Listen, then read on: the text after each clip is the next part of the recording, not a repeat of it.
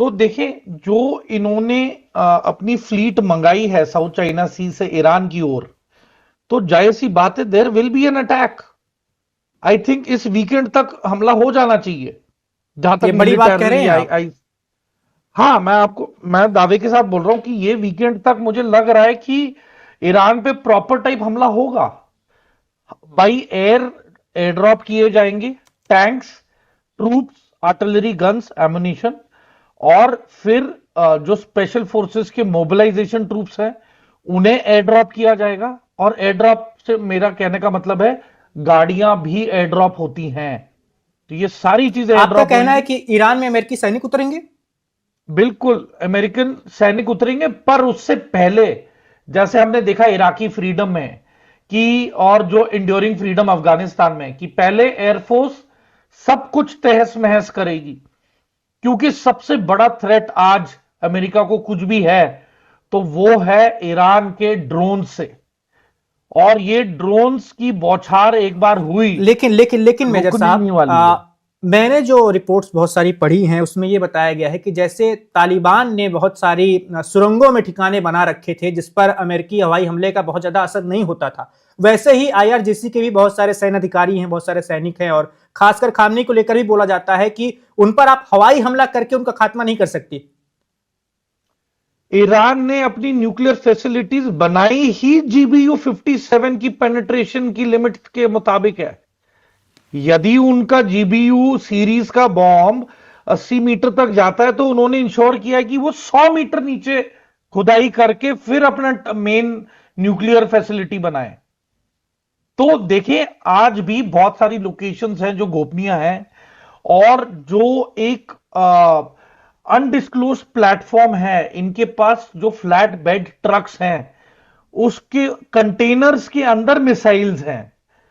तो कोई भी नहीं बता सकता कि कोई सिविल का ट्रक जा रहा है वो रुके और एकदम से कंटेनर खुलता है ऊपर से और उसमें से मिसाइल लॉन्च होती है।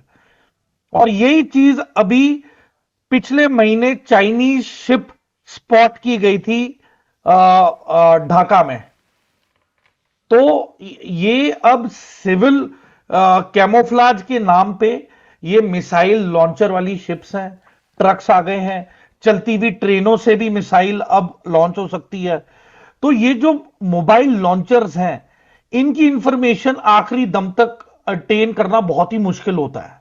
तो देखें, अमेरिकन और मोसाड अभी एडी चोटी का जोर लगा रहे हैं कि कहां कहां पे इनका सबसे थ्रेटनिंग आर्सेनल, मिसाइल्स, असला, बारूद और मैन पावर कहां पे स्थित है। उसके बाद ये इकट्ठा ताबड़तोड़ एयर, पहली चीज तो ये पूरा अंधेरा करेंगे जितनी भी इलेक्ट्रिकल ग्रिड्स हैं। और एक शहर का नाम है बुशहर, तो बुशहर में इनका सबसे बड़ा nuclear electricity nuclear power plant है, जिसमें कम से कम 1000 रूसी लोग उसे ऑपरेट करते हैं, रशियन सिटीजन। तो ये इन सारी व्यवस्थाओं को, इलेक्ट्रिसिटी ग्रिड्स को ऑफलाइन करेंगे।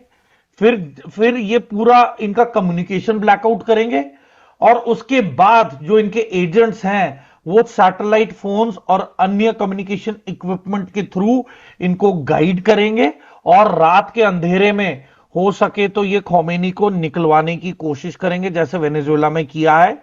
वरना अगर ये फुल फ्लेजेड वॉर में गए तो कैजुअलिटीज दोनों साइड होगी, क्योंकि ईरान अपना पूरा मिसाइल आर्सेनल या तो इजराइल के ऊपर खाली करने वाला है, या फिर वो अपनी कोई भी सुपरसोनिक मिसाइल्स ये इनके जंगी नेवल बेड़े के ऊपर खाली करेगा। और इसमें US should be mentally prepared, अगर वो पूरी तैयारी के साथ जाना भी चाहता है। इसके साथ ही मेजर एट्रिशन साहब, वो होगा। 1.5 लाख आईआरजीसी के जवान जो हैं, सैनिक जो हैं, जो कुछ भी करने को तैयार हैं खामनेई के लिए, फिदाइन वो, है वो। जी, उनका भी तो सामना करना पड़ेगा। बिल्कुल, वो फिदाइन है, वो सुसाइड सोल्जर्स हैं, वो आखिरी दम तक वो खोमेनी को प्रोटेक्ट करेंगे और सामना करेंगे। और देखें, वेनेजुएला और ईरान में जमीन आसमान का फर्क है। वेनेजुएला में जनता बिकी हुई थी, ईरान में जनता को खरीदना बहुत मुश्किल है। ये 40 से 50 साल से रेडिकलाइज्ड मुल्क है, इसमें अपने गढ़ जमाना और कोई ऐसे रेवोल्यूशन स्टार्ट करना बहुत मुश्किल है। तभी इतने सारे मोसाद के एजेंट और अफगानीज जो इजराइल जिनको एम्प्लॉय किया, इजराइल ने अफगानियों को एम्प्लॉय किया था खबरों के लिए, ठीक है।